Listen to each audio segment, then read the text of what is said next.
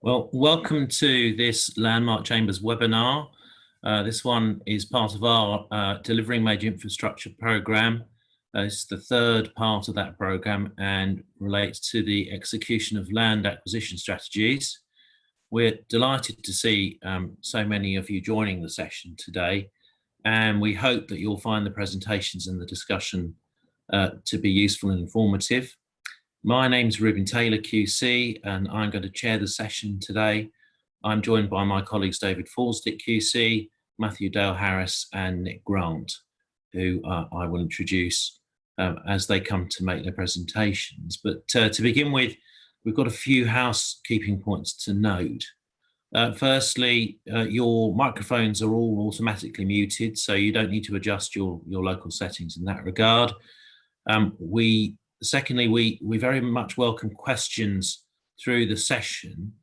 If you could submit them via text in the Q&A section, which you can find at the bottom of your screen, we will try to answer as many of them as possible at the end of the presentations when we come to the Q&A session. This webinar is going to be recorded. You will receive a link to it and the recording after the event concludes. If your connection is lost at any point during the webinar, then please just rejoin the meeting by clicking on the original link once more. Okay, let's begin. So I'm going to introduce the first speaker today, who is Nick Grant. And Nick joined Chambers last year, and he currently has a practice spanning all of our core areas of practice: planning, property, public and environment law. He's already been involved in a lot of CPO work, particularly while working with David Elvin QC, and he has advised both landowners and acquiring authorities. He's regularly instructed by the Department for Transport to advise on property planning and CPO matters arising from ongoing major rail projects such as HS2.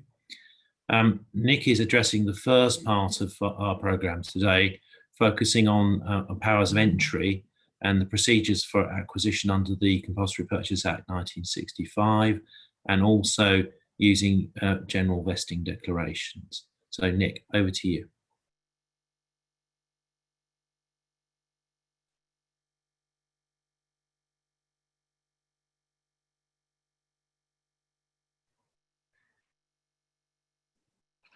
Can you hear me now? Yeah, that's working fine, thanks. Sorry about that, everyone. Thank you very much. Right, as Reuben said, I'm going to be discussing two broad topics today. The first is powers of entry, so the power to enter onto land, and I'm going to be particularly looking at how that power works in advance of any sort of CPO. And then I'm going to talk about acquisition. So the last two sessions for avid listeners of this series were about getting up to the point where the minister has confirmed a CPO order, and I'm going to pick up from there and talk about how, as an acquiring authority, you then use that order to physically take the land. But first, I want to talk about powers of entry. Now, after you've got a CPO in place, and after you execute either a general vesting declaration or serve a notice to treat, there are various ways in which you can gain access to the land. I'm going to address those later in the second part of this talk, but first I want to talk about what you do if you're an acquiring authority and perhaps you're thinking of making a CPO, but you want to value or survey the land first. That's where Section 172 of the Housing and Planning Act comes in. You've got Section 172, subsection 1 on your screens, and you'll see it says a person authorised in writing by an acquiring authority may enter and survey or value land in connection with a proposal to acquire an interest in or a right over land. There are four key points I want to draw from this section. First, it's broad. The phrase land in connection with a proposal does not require a CPO to have been made at all. It can be at very, very early stages whilst an authority is just tossing up whether it wants to make one. Second, it's a power that's available to all acquiring authorities. I haven't put it on the screen, but Section 172, subsection 6 defines for this purpose an acquiring authority as a person who could be authorised to acquire compulsorily the land. 3 and 4 come out of a case called Sawkill and Highways England, and you've got the full reference to that in the first couple of slides I flicked through. Now, that was a case concerning a DCO relating to land around Stonehenge, and in particular constructing a bypass around Stonehenge. In that particular case, as those familiar with the CPO world will know, there is a similar power to Section 172 in Section 53 of the Planning Act 2008, which is pursuant to which you make DCOs. Highways England, the particular test and issue here is Highways England wanted to enter onto someone's land to test the transmissivity of an aquifer, which was going to involve discharging an awful lot of water onto that land and effectively mean that the landowner was going to struggle to use it while those tests were going on. In fact, he wouldn't be able to use it while those tests were going on. He went to court and he made 2 arguments. The first was that because Section 53 exists in the DCO world, if you're undertaking a DCO, you can't use Section 172. The second argument that he put forward is because the power is only to survey or value land, it can't be used to undertake activities which would effectively amount to a dispossession of land. Now, the High Court rejected both of those arguments. So if you're under a DCO or going through the DCO process, an acquiring authority can still use Section 172. It's down to it which section it wishes to use.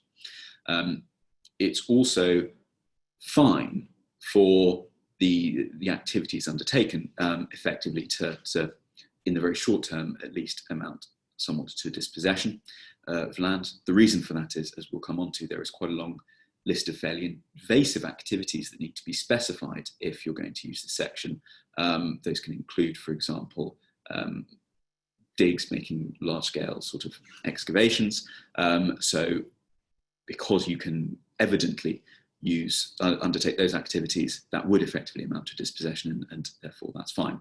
So effectively, it's a really, really broad power. Section 173, which complements 172, allows a justice of the peace to issue a warrant authorising the use of reasonable force if it's thought that another person is likely to prevent the exercise of the 172 power, and it's reasonable to use force in the exercise of that power. Now, that, of course, is subject to a number of restrictions. Force must be limited to what's strictly necessary or to what's reasonably necessary, and any warrant must specify the number of occasions on which an acquiring authority can rely on it. Any evidence given must also be given on oath when you're going to the JPs trying to get a warrant. There are quite strict notice requirements, so every owner or occupier of the land must be given a minimum of 14 days notice before the acquiring authority proposes to enter the land. They must also be given every copy of the warrant or any copy of the warrant.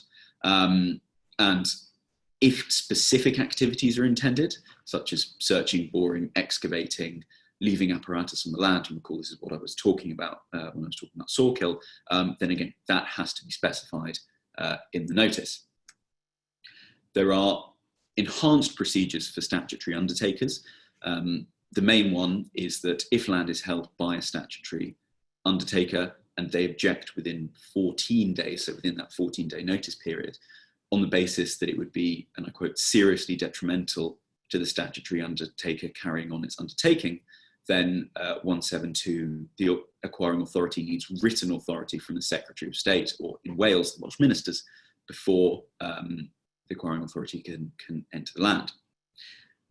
It's also important to note that there are 2 offences created by this set of provisions. They're outlined in 177. The first is that a person who, without reasonable excuse, obstructs another person in exercising the 172 power is guilty of an offence. On conviction, they can be liable to a fine which doesn't exceed level 3 on the standard scale, which at the moment is about £1,000.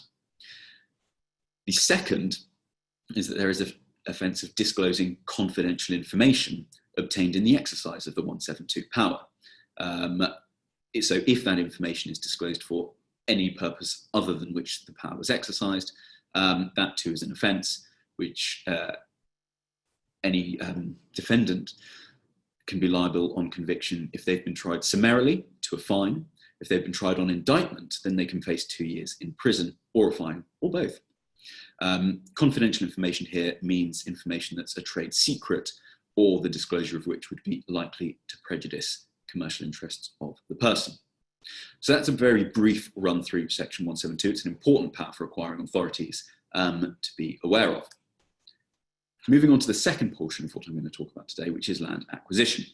Now, as I said at the start, the story so far, we've seen in parts 1 and 2 of this series of talk, that the acquiring authority has justified their CPO. They've gone to the Minister, the Secretary of State, that the CPO has been confirmed. So that's where I pick up the story and say, well, how do you go from, okay, we've got this order, but how do we physically grab the land? The first thing that and there are, as I'll come on to, 2 broad ways to do this. The first is to serve a notice to treat under the 1965 Act. The second is to execute a general vesting declaration. I'll go through both, but first, whichever route as an acquiring authority you're thinking of going down, the first thing you need to do is serve a confirmation notice under section 15 of the Acquisition of Land Act. Now, it's very, very important to get this one right, because both the notice to treat procedure and the vesting declaration procedure work from times or include timescales which are judged by reference to which the compulsory purchase order itself becomes operative. It becomes operative when the confirmation notice, this confirmation notice, is given its required publicity. So a copy of this confirmation notice has to be served, and a copy of the order has to be served on the same people who had to be told before the order was submitted to the Minister. Those are outlined in section 12 of the Acquisition of Land Act.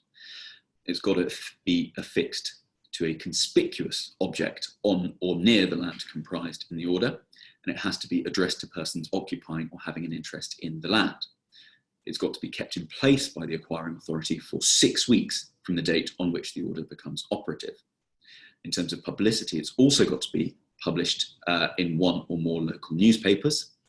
There are quite strict timing requirements, so this notice has to be publicised within 6 weeks of the day in which the compulsory purchase order is confirmed, unless a longer period has been agreed between the acquiring authority and the confirmation authority, the Minister, the Welsh Ministers. If the acquiring authority doesn't comply within those time limits, the confirmation authority can simply undertake the publication itself and recover the costs from the acquiring authority. There is a prescribed form that's outlined in the 2004 regulations, and there are prescribed contents. So it's got to describe the land, state the order has been confirmed, name a place where a copy of the order and the map can be inspected, say that a person aggrieved may apply to the High Court under section 23 of the Acquisition of Land Act, contain prescribed statements about the effects of Part 2 and 3 of the Vesting Declarations Act, and invite any person who would be entitled to claim compensation under a vesting declaration to give details to the acquiring authority about the name, address and interest in their land. And again, there is a prescribed form for that, also prescribed in the 2004 regulations. So, as an acquiring authority, after you've done that, how do you grab the land? There are 2 choices, as I've said. You can either go for a CPO under the 1965 Act, or you can execute a general vesting declaration. I'm going to start with, I call this CPO, a notice to treat under the 1965 Act, or execute a general vesting declaration.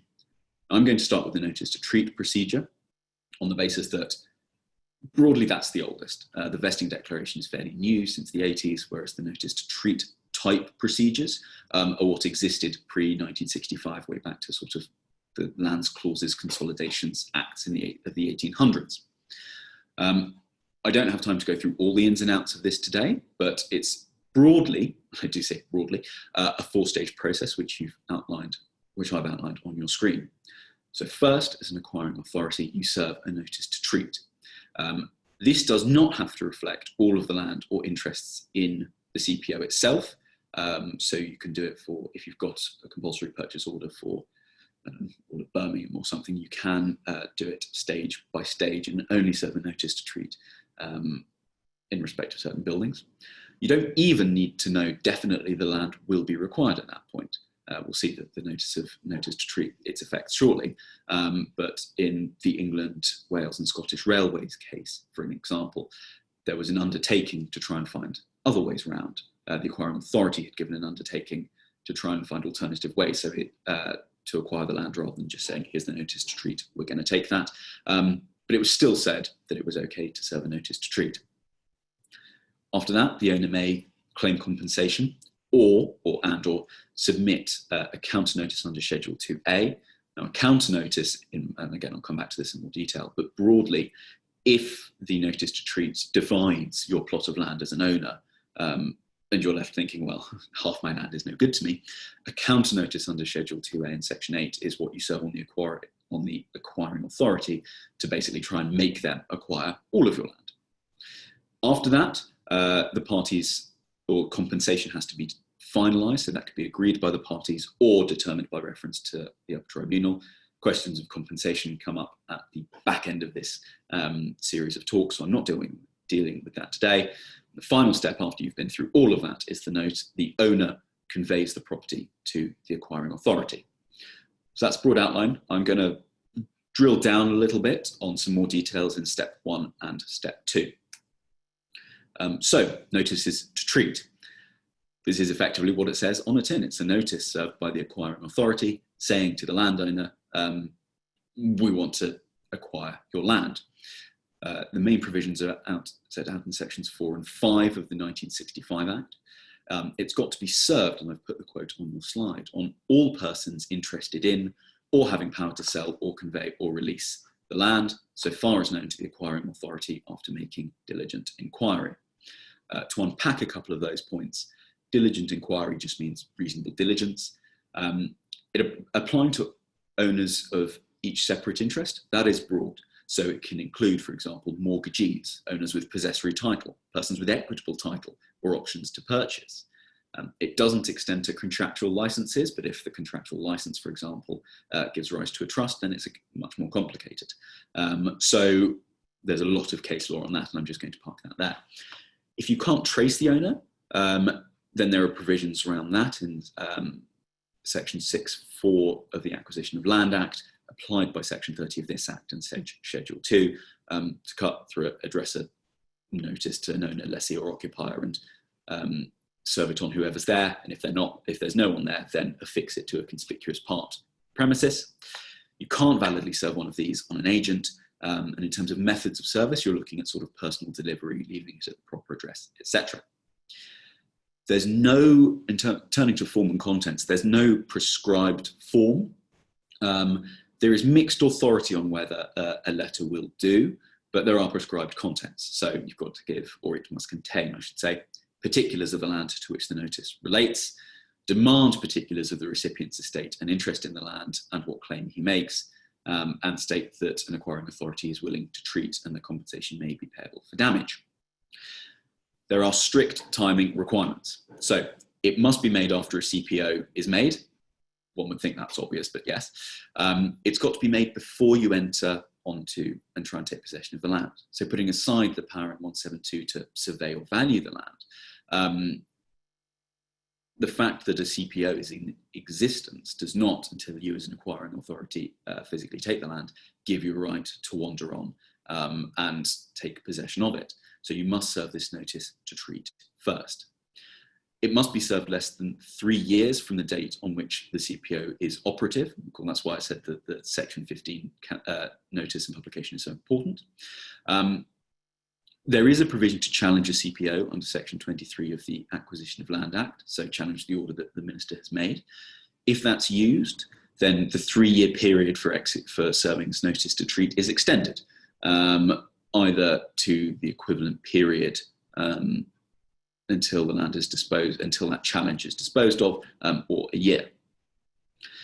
It's also important to note that a notice to treat is time limited. It will cease to have effect within 3 years, unless certain things have happened. So that's compensation's been agreed, a GVD is executed, the acquiring authority has taken possession of the land, and I'll explain how it can do that shortly, or the question of compensation is before the upper tribunal.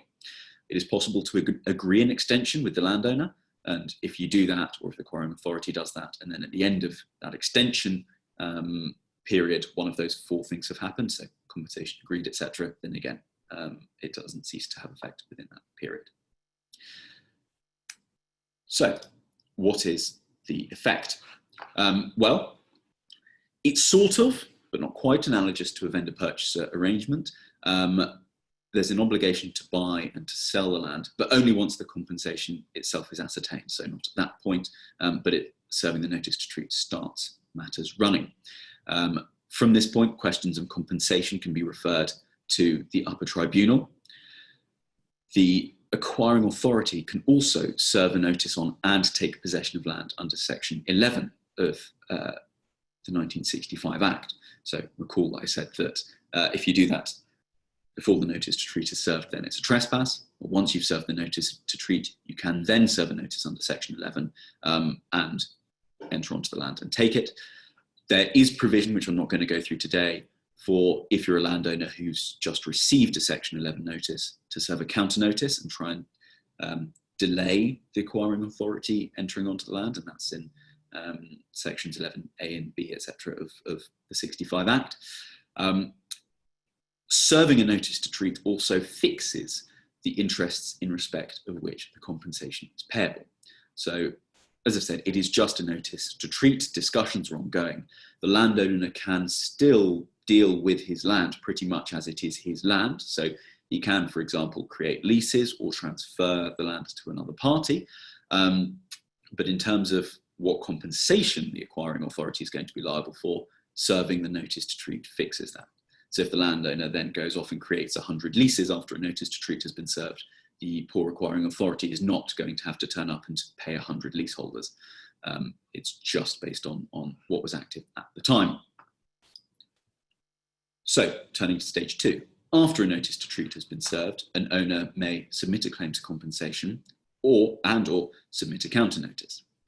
And the claim for compensation is usually time limited. It's about 21 days. It's required by the notice to treat.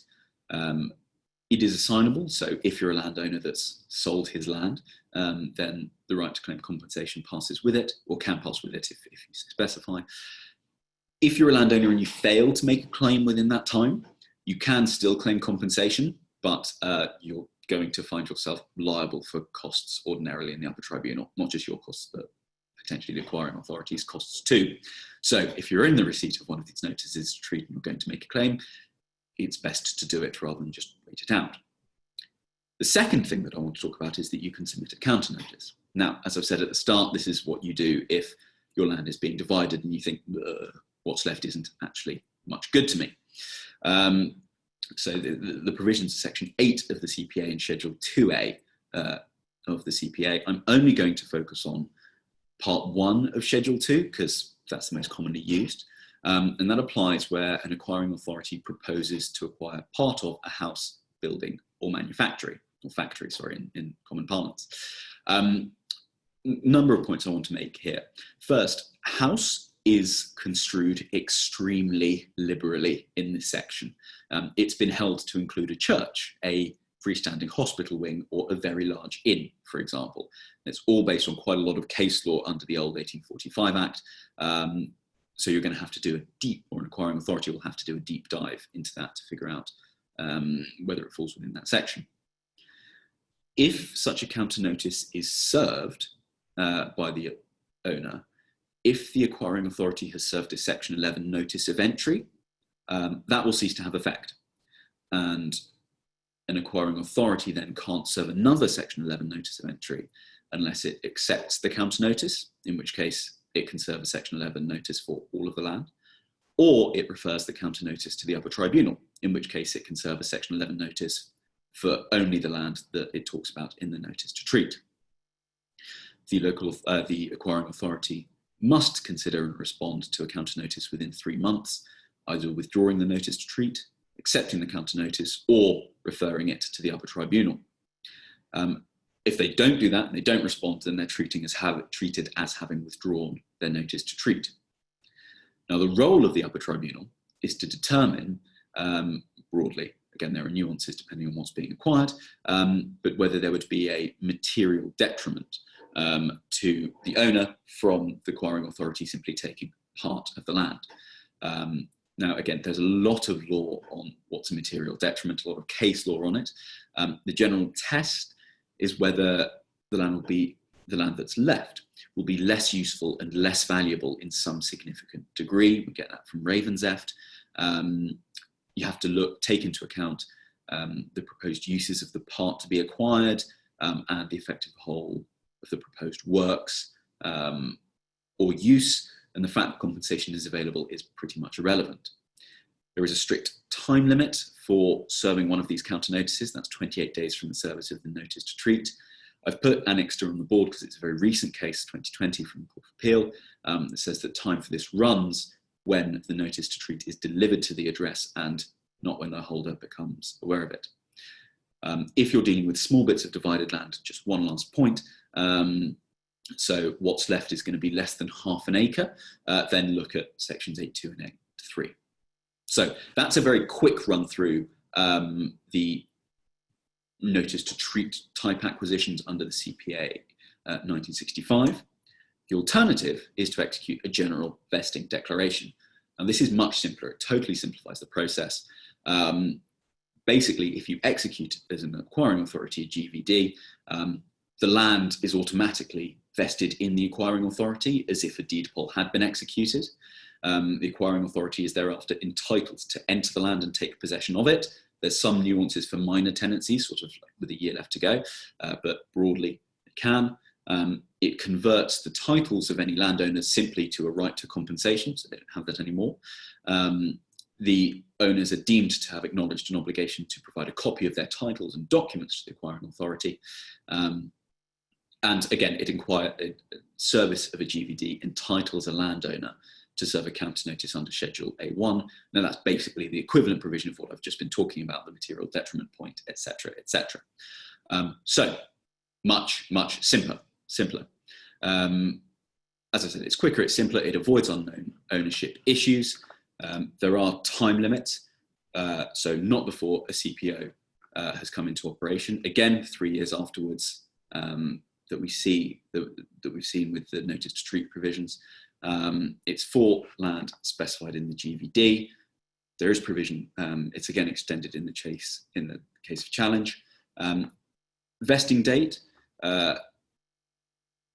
The first day after the period specified in the declaration. Now that period is calculated by reference to when you have to serve a notice, and you have to serve a notice in the prescribed form, which is prescribed in the 27 regs, as soon as may be. And again, it's got to be served on every occupier of land specified in the declaration and every other person who's given information to the acquiring authority. A GVD is challengeable on various bases. The fact that it's not compliant with the procedure. I've just skipped through the slide accidentally. The key case on this is Argos. The fact that a scheme might have changed from what's in the compulsory order does not necessarily mean that you can't still exercise a GVD if it's within the terms of the order itself. That's pretty much it from me.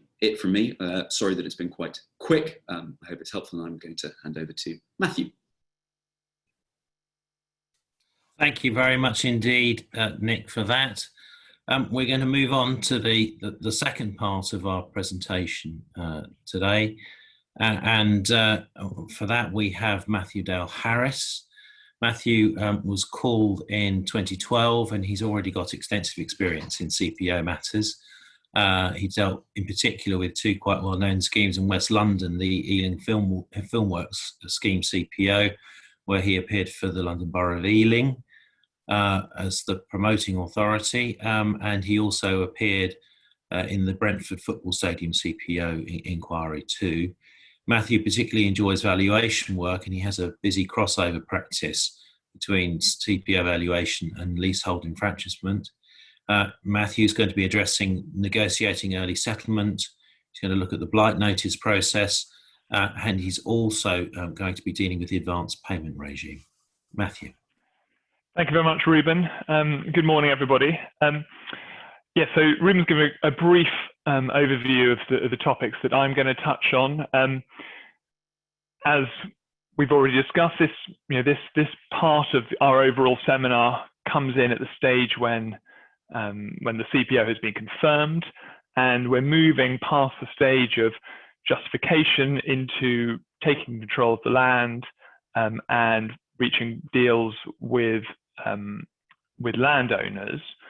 I'm going to particularly look at, within that context, at the blight notice and advance payment procedures, both of which I suppose give landowners an opportunity to push forward the compensation that they're hoping to receive, and that'll kind of fall into the structure then of the talk that Dave Forsdick's going to be addressing at the end, where he's going to be talking more about some of the negotiating position that that landowners and acquiring authorities have to contend with. So firstly, on early settlement, I'd refer you firstly to the talk that Ian Cunliffe gave in part 1 of this seminar, talking about more broadly the obligation on acquiring authorities to engage. By this stage, promoters should have, as a minimum, offered to agree minimum levels of compensation. That's a requirement from the DCLG guidance. And it's also relevant to note the ongoing requirements of the RICS's professional statement, which generally seeks for a higher level of standards in value and negotiations and in value of conduct generally, particularly on the claimant side. There's 20 behaviours there that bear close attention to. I think there's always going to be an important tension at this stage between the needs of the acquiring authority to control costs and to spread spend against the benefits of early settlement, both for acquiring authorities in terms of de-risking. Obviously, we're beyond the confirmation stage, so it's a slightly different balance there, but there's still a need to de-risk and finalise costs where you can.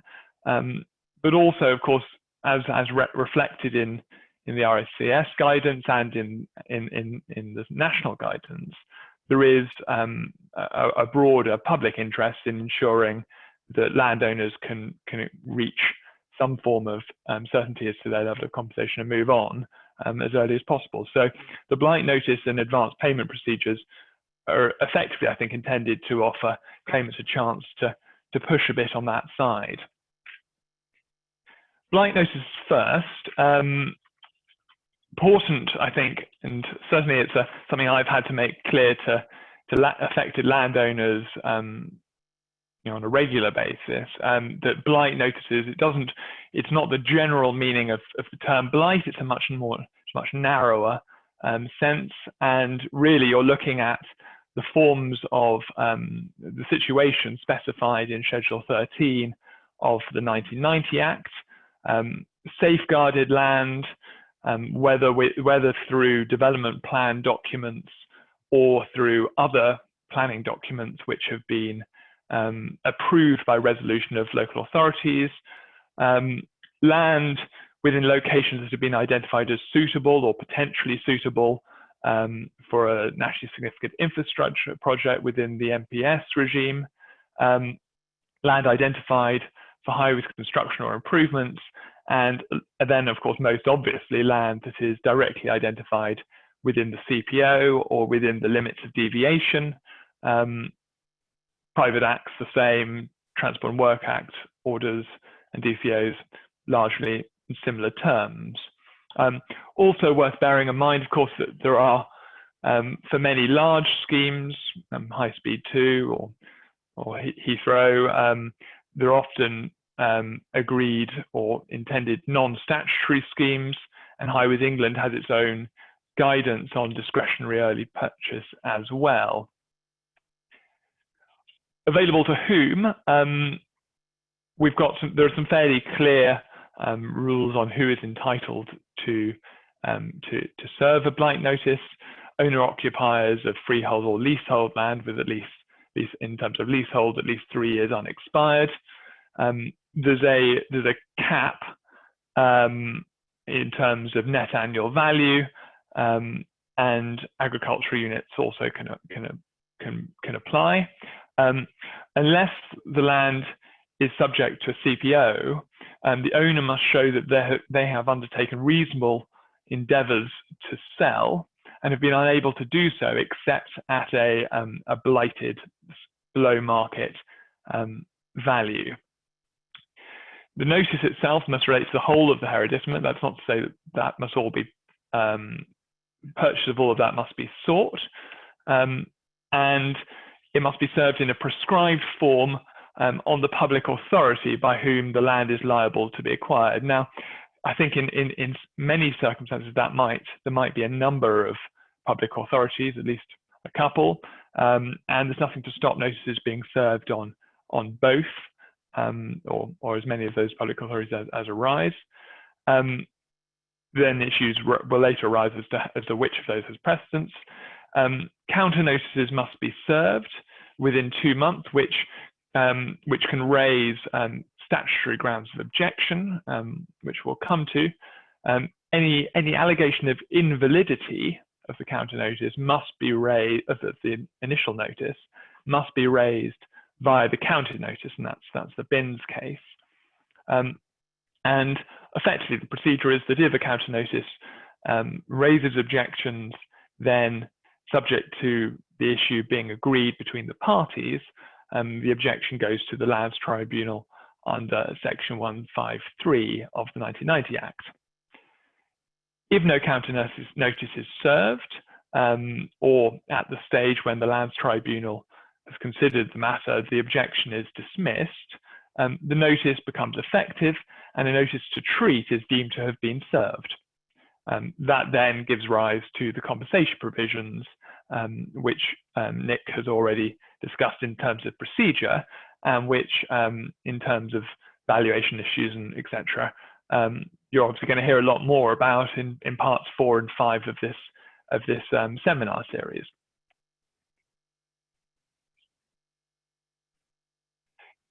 The grounds of objection, as I said, are statutory, and I've just highlighted, I think, probably the most common grounds here to arise under Section 1514. Firstly, there's the contention that, in fact, none of this hereditament is blighted. And again, we need to remember that that is an application of the statutory definition, whether or not it falls within Schedule 13. It's not enough that the land is difficult to sell, and that's the McDermott case. There's an additional issue that can arise if the acquiring or this acquiring authority doesn't propose to take any part of that land. That's a bit different in terms of the DCO process. Or if the acquiring authority only proposes to take part of the hereditament, and in a situation where the claimant may be seeking that the whole of the land be taken. Now, that gives rise to the question of material detriment, whether the rest of the land has suffered material detriment, which I've referred to in the Lake and Cheshire case, and Nick's already discussed something of the extensive case law around material detriment, but I think we don't have time for a more detailed discussion today. And then finally, and I've certainly seen this ground raised fairly frequently, objection can be taken to the marketing which has been carried out. This is, in terms of how the Lands Tribunal approach it, it's quite a fact-sensitive issue, so it can be difficult to predict whether or not the marketing has indeed been enough. The Head and Eastbourne case, I think, is a particularly useful example of the way in which the tribunal will address the question. There, 7 months of marketing was sufficient to establish that there had in fact been sufficient blight to meet the tests and allow for the service of the blight notice. Now that, I think, is the points I wanted to make on blight notices. So I'm going to go on to the advance payments regime. This has been, as I think will be familiar to many of you, this has been subject to significant change through the Housing and Planning Act 2016 and the Neighbourhood Planning Act 2017. Those amendments, not all of them have come into force, but the majority of them came in I think the 6th of April 2018. The broad purpose of the advance payments regime is to allow for an advance payment of 90% of the amount of compensation which the acquiring authority estimates will be appropriate for the final compensation. That's been, in its pre-2018 format, it was subject to a great deal of criticism, I think it's fair to say, across the board. Claimants would argue that the amounts that came through firstly were often significantly delayed, but also would come in well below the sums that claimants thought they were likely to end up being entitled to. There was a lack of clarity as to how the information was to be provided to the acquiring authority and how the consideration of the advance payment claim could be dealt with by the acquiring authority, and claimants' options for engaging and challenging the approach that the acquiring authority was taking were pretty limited, because their only real remedy was judicial review in the High Court, and relatively few claimants wanted to take that step. There was also a point made in the consultation which was that because the earliest date on which advance payment was available was the date of possession, businesses still had to fund their move out of their own pocket. So advance payment wasn't really getting to the most problematic part of the process for affected businesses. To that, acquiring authorities would counter that the level of information that was being provided to support advance payment claims was often insufficient, and they needed, obviously, to be cautious, because once you've made a payment, particularly to businesses that are being disrupted, any recovery further down the line might be very difficult indeed. So significant changes were brought in 2018, and they didn't have retrospective effect, so don't apply to CPOs made or confirmed before that date. And broadly, the provisions that have been brought in, there's a new clarification of the information to be provided. It was suggested that, and there is now there is a power allowing the Secretary of State to produce a prescribed form, but at the moment all we have really is that it's been clarified that the information that has to be provided is must be sufficient to enable the acquiring authority to estimate the amount of compensation. And then there's a duty on the acquiring authority to respond to that request within 28 days. That can include by asking for further information, which in practice is often what happens. Although we don't have a prescribed form telling us exactly what information has to be put forwards, it's, I think, going to be useful for any claimants or indeed any acquiring authorities to have regard to there's DCLG guidance on this, and there's also a very useful paper that was produced by the Compulsory Purchase Association in relation to the consultation on, I think it was the 2017 Act amendments, which sets out in quite a lot of detail the level of information that really the CPA at least would expect to be available before an acquiring authority can reach a good view, a confident view as to the likely overall level of compensation. And that may in practice be a useful benchmark for any discussions, arguments.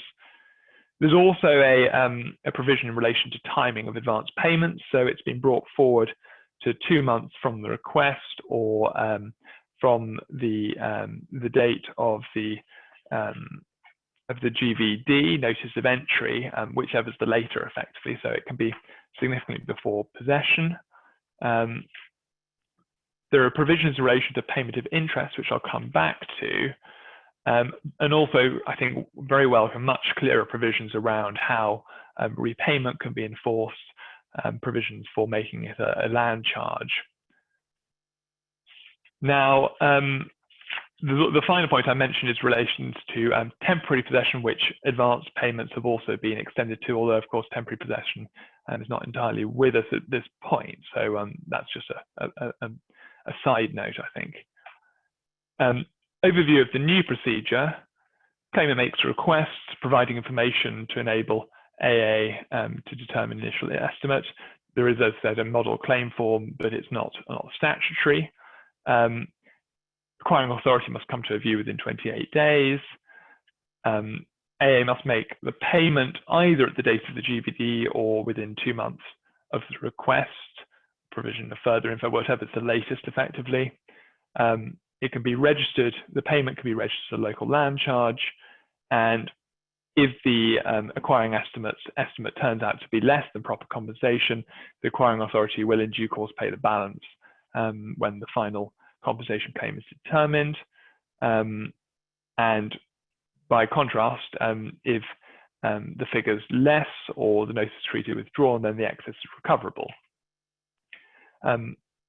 Again, if land is not acquired, then the land charge enables the advance payment to be recovered from a claimant or successor in title. You've got a remedy against the property itself. Other key points to note for acquiring authorities is there's an obligation to make further advance payment when subsequent information reveals that the original one was far too low, was based on too low an estimate. But I think perhaps the most concerning point in terms of the teeth which advance payment perhaps was hoped to have is that so far as at least I'm aware, and I've spent a bit of time hunting around for it, so far as I'm aware, no rate of interest has yet been specified by the Treasury. There is a power to do so, but it looks like the consultation on proposals to encourage to use a figure above the Bank of England's lending rate has led this into a sort of bit of a quagmire, and government appears to have lost the will to put in a rate of interest which has some level of punitive effect. Governments expressed particular concern that claimants might game that system by effectively getting themselves seeking advance payments, but then trying to drag out their final agreement of the overall compensation figure, but without any interest. It leaves, in my view, the advance payment regime with a distinct lack of teeth, because all the same problems of payments just not being made and there being very little remedy against the acquiring authorities seem to be still in place. So that's where we are on advance payments. It may change going forwards, but at the moment, I think it's fair to say the cards are firmly in the acquiring authority's hand. That brings me to the end, I think, of my points, and I'll pass over to David Forsdick. Thank you very much indeed, Matthew. David Forsdick has been a SILT since 2014, and he regularly advises and acts in relation to CPOs. He has a particular specialism in relation to substantial CPO claims, and he's acted in a number of multi-million claims in the last few years alone. He acted for landowners objecting to the CPO in relation to the Newport M4 corridor. He's done acted for a supermarket operator objecting to a highway CPO, for city councils in respect of implementation of CPOs. He advised objectors to the Ponders End and the Brent Cross CPOs. He appeared for Sainsbury's at the Croydon CPO, and so on and so forth. He acted for the Secretary of State in the defence of the Margate Regeneration CPO, which went to the Court of Appeal, I think, in 2013. So David is going to address the land acquisition process from the landowners or occupiers perspective. So David, over to you. Thank you very much, Reuben. Good morning, everyone, and thank you for joining this webinar. What I'm going to be focusing on is the position from a landowner's perspective, and as Matthew just suggested, the whole process lacks teeth from a landowner's perspective or an owner-occupier's perspective, and the cards are stacked. And indeed, I didn't realise he was going to say that just now, but the constant refrain I get from people, major landowners and owner-occupiers of small businesses, of the whole process from beginning to end, is that at every stage they consider the cards are stacked against them. And I'm going to try to show how to try to level the playing field a little bit through this talk. The process under which the cards appear to be stacked against the landowners starts right at the beginning with the planning process, goes through the CPO itself, then the actual acquisition, timing and so on, and then compensation. As to the planning, obviously the NPS and DCO regime limits the extent to which individual owner-occupiers can be heard and the way in which their objections are approached. When you have an NPS and a DCO process, the weight is firmly on the national interest in meeting the national need foot. And fighting against that as an individual, showing your individual harm should weigh against the national interest, it's often simply a waste of time. The processes through the planning for major infrastructure are specifically designed, expressly said in Parliament, to favour the quick grant, and specifically designed to avoid individual harm preventing major projects in the national interest. And when individuals are told that, they express rather stark surprise. They go, well, it's my property. How on earth can this be right? But the basic message is the whole framework is specifically designed to ensure that the national interest trumps the individual harm in almost all cases. The front-loading of engagement is often meaningless. Obviously, it's welcome that there is engagement in the early stages, but when you've got a piece of national kit that has to follow a particular route or has to be in a particular location, then landowners often regard that process of engagement as just window dressing. As to the CPOs, as you know, for DCOs, the CPO is tied into the process. And whilst it's meant to be seen as a last resort and have to demonstrate a compelling need in the public interest, that will almost certainly have already been settled, largely settled through the NPS, through the need that has been asserted for the individual piece of kit. So my headline point at this stage is that those advising small businesses and individuals really need to be upfront as to the above reality. In deciding the overall strategy and whether to actively engage at the early stages, you need to know that the cards are definitely and deliberately stacked against you. When it comes to the acquisition, of course, the acquiring authority is largely in control of whether there's going to be a purchase at all, whether the scheme goes ahead, what the extent of the scheme, which pieces of land are taken and which are not. The timing of any purchase, up to several years. I think GVDs can be up to 3 years. The extent of the purchase that I've just mentioned, and of course during the period of uncertainty, that hiatus, when you know you're going to be CPO'd or you know you're at risk of CPO, so you can't invest and you can't develop your business, but you can be seriously out of pocket, especially if Matthew's right on the advanced payment regime lacking any teeth, and as I'm going to show you, the advanced payment regime lacks any teeth. And finally, obviously, the cards are stacked against at the compensation stage.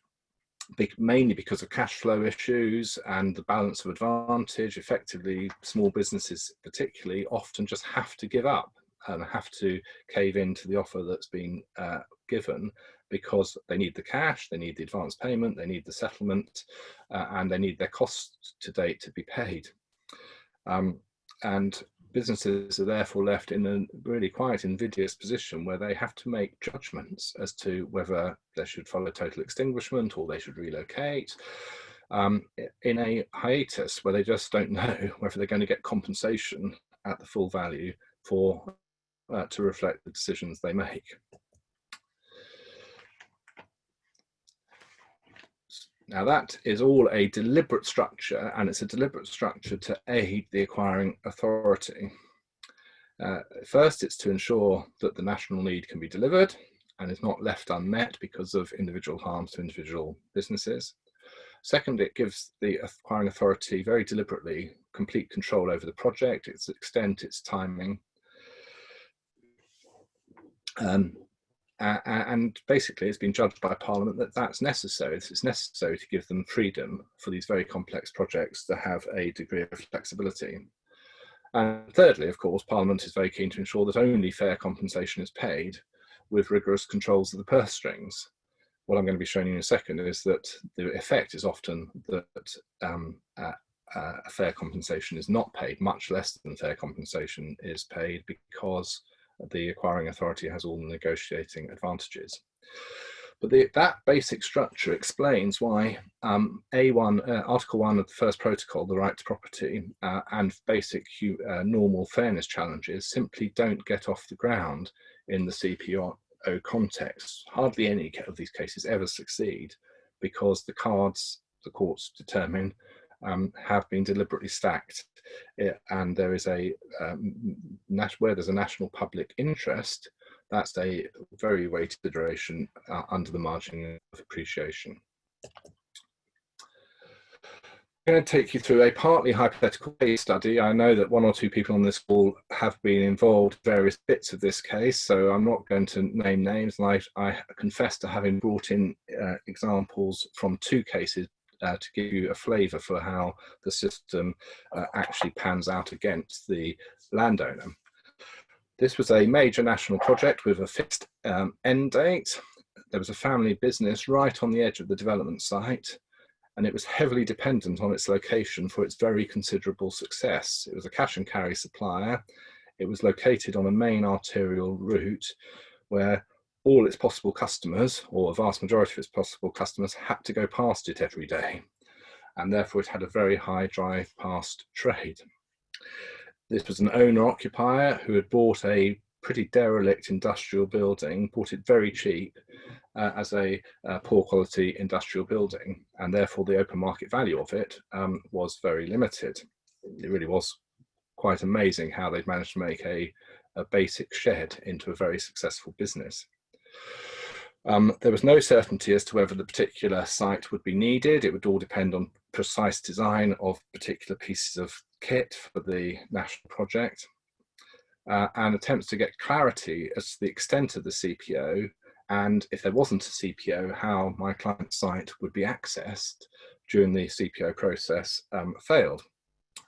Alternative business locations were offered, but they were all offered. They were beautiful new industrial units, all at market rent, and they were much better units than the currently occupied ones, but in a much worse location. They just simply didn't have the essential prerequisite for this particular business.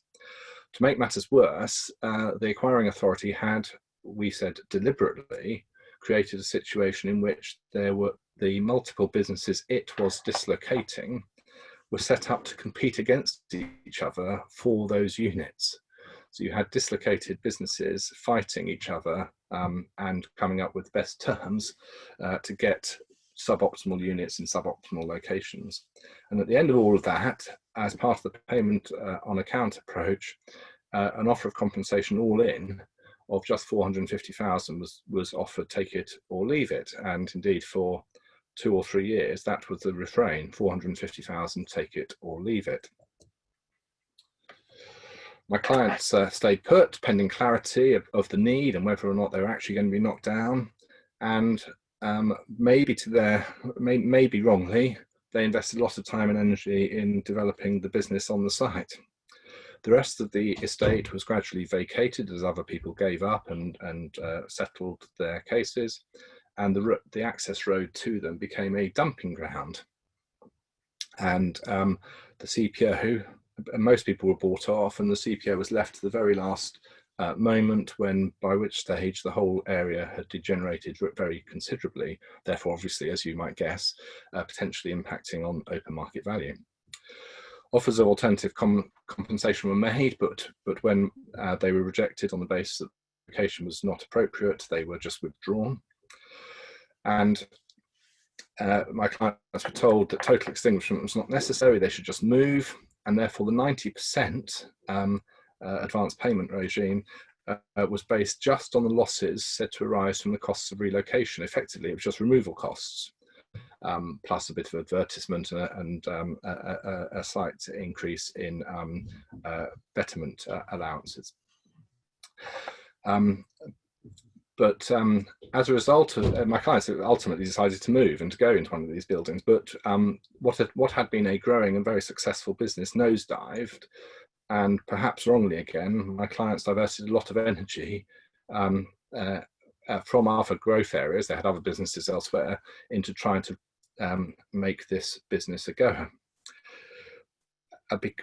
The acquiring authority declined to enter into negotiations for nearly 3 years, and it was a very David and Goliath situation. And even when the business referred the case to the Lands Chamber and got a QC on board, certainly my experience, my view of it all was that they were using every delay and every argument under the sun to delay paying fair compensation.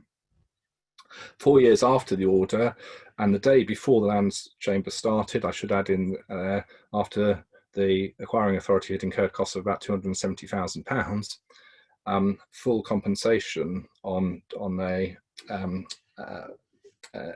total extinguishment claim was awarded at 3.5 million. So you can just see the disconnect, as Matthew hinted at, between the payment on account, 450-ish thousand, and the actual payment ended up being 3.5 million. But even at the end of that, so even after they got their 3.5 million, the client said in no uncertain terms they'd been worn down by the games and they should have taken the first offer. And I think acquiring authorities know that. That's why that's what is often the process. So the question I want to ask very briefly, and I'm conscious of the time, is how do you maximise protection for the landowner in that context? Obviously, in the major schemes, and we'll be able to answer questions about this more better than I, but in the major schemes, there are bespoke procedural and compensation safeguards built into the statutory scheme, and sometimes extra statutory schemes are offered as well. For example, at Heathrow, there's some extra statutory schemes being put in. And the basic logic is, well, if we're going to have this massive planning harm by this piece of national kit, it's only justified if there's a framework of compensation for the landowners, or compulsory purchase is only justified as a last resort in the public interest if the public interest harm is mitigated. Obviously, the intent will be to try to get a private treaty as early as possible, but in that, as I've already said, the acquiring authority has all the cards. And so, as I think Matthew intimated earlier, they can often say, well, we just don't have the evidence before us, and we obviously say we don't have the evidence before us, and therefore the payments, the 90% payments on the account are underpayments. And also, by the way, there's no incentive for us to make a proper payment on account because the interest charge, there's no penal interest charge. We know that JR is not really an option in these cases. The number of JRs that succeed on failures of local authorities to negotiate are nil, basically, except in the most extreme circumstances.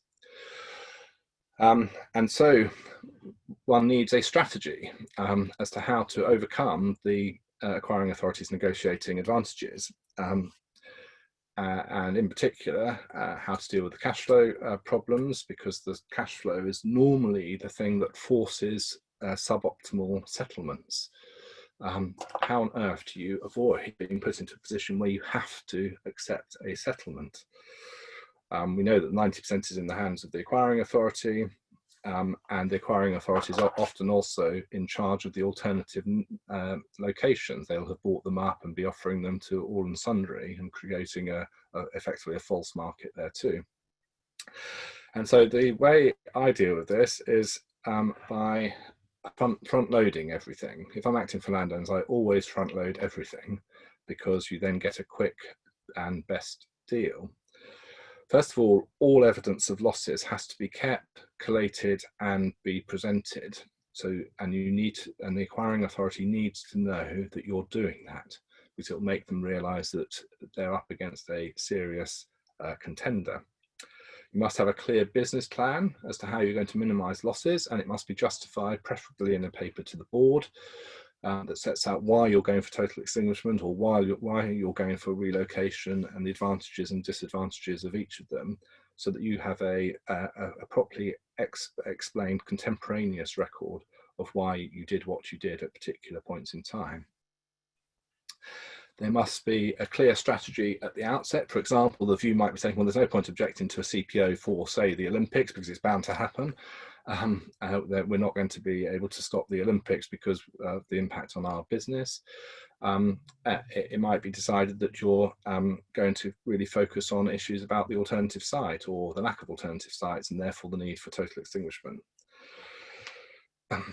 But also, part of that early case strategy is to put together a pack of anticipated existing and future losses and how you're going about minimising them. And the key point, and this is what, when I'm acting for acquiring authorities, this is the key thing that keeps on coming through, is that those who show determination at the outset,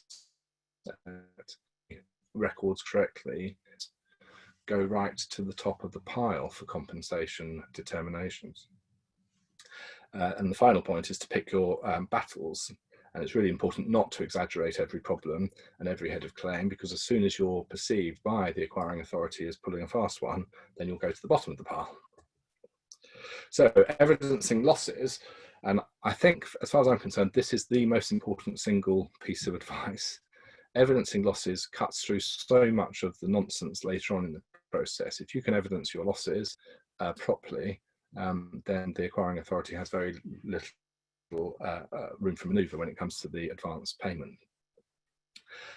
So full records of receipts and expenses over time to allow trends to be shown.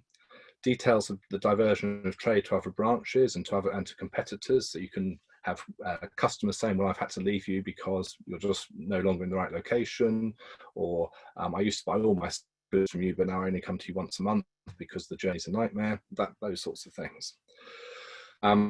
You must keep a full record of alternative site search and a contemporaneous photographic evidence as to why particular sites have been rejected, because if you're the acquiring authority, it's the easiest job to say, well, there were loads of sites out there, why didn't you go to them, and why did you reject them?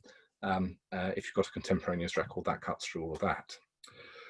At the number of hours spent on issues such as diversion and relocation and coming up with a business plan, those records should be kept so that the acquiring authority and ultimately the Lands Chamber will know that you've done your job.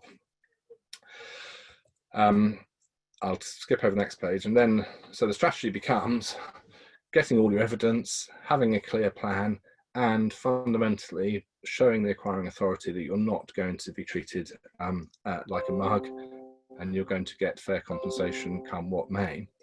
And with all that in mind, the upshot, with all that, when all those elements are in place, you can cut through, to an extent, the very unlevel playing field that the scheme has created. Obviously, sometimes you have to go to the Lands Chamber. It's normally seen as the last resort, but in my view, that just plays into the acquiring authority's hands. My usual approach is to have the Lands Chamber case ready early on and to show the case to the other side early on. Not to actually issue it, but to have it ready to go. Based on the business plan, alternative site searches, the business cases to why decisions were made and so on, you tell a compelling story, first of all, in draft pleadings to the acquiring authority. Timing is obviously a key issue, and you need to be very careful of limitation periods. If you go too soon and losses are inchoate, then you have difficulty proving that the losses are going to arise. If you go too late, then your costs may mount up before you get a decent amount of compensation. My key advice on this is to show that you're ready to go early, to get everything right, get your evidence straight, get your business strategy straight early, but actually hold off as long as possible, as long as cash flow allows, so as to ensure that your losses have crystallized. I think that's the end of my presentation, and I think I'm going to hand back to Reuben for questions and answers. Thank you very much indeed, David. That's the end of the three presentations that we had today. We've actually had only one question asked of us, which I think either means that the presentations were extremely clear or people still aren't quite awake yet on a Monday morning. But the one question we did have was about the powers under Section 172 and what's the relationship between those powers where one obtains access for a survey and the like prior to the DCO or the CPO being undertaken and the statutory compensation regime. And I was fortunate enough to be able to answer that one because I actually was the original counsel in Sawkill. I didn't argue the case because the court decided to put it on a day when I wasn't available, but I advised Highways England all the way through. So 172 and I are old friends, and in fact there's a separate right to compensation that arises under the Housing and Planning Act 2016. Section 176 creates a claim for compensation for damage as a result of the exercise of the powers conferred by Section 172. And you can obviously make that claim whether or not your land is then subsequently acquired, because the damage is done. If there's a dispute over the level of compensation, it's referable to the upper tribunal. So there is a separate claim regime for claims for compensation as a result of the exercise of Section 172, separate from the DCO CPO compensation process. Right, I think that's just looking. Oh, we've got one more question which has just popped up. Thank you for sending that through. And this one is about advance payments. Questions is, can a landowner compel an acquiring authority to make an advance payment in respect to the exercise of temporary possession powers? Now, Matthew, I think that's one for you, isn't it? It is, yes. There is a provision in relation to advance payment in the exercise of temporary possession powers. So it applies much in the same way. So there is a process for compelling an advance payment. It's effectively, I think, the same procedure as in relation to the exercise of full possession powers. Yes, that was and lacks all the teeth. Yeah, suffers from the same problems. All right. Thank you very much. Well, look, it's 11:15, and what we will do is finish things there. I hope you found the discussion useful this morning. Obviously, this is just the third in a series. I think there are still 2 more sessions to go, and hopefully, those of you who found today helpful will continue to watch the later episodes in this series. So thank you very much, all of you, for attending this morning, and we look forward to seeing you in other webinars and professionally elsewhere soon. Goodbye.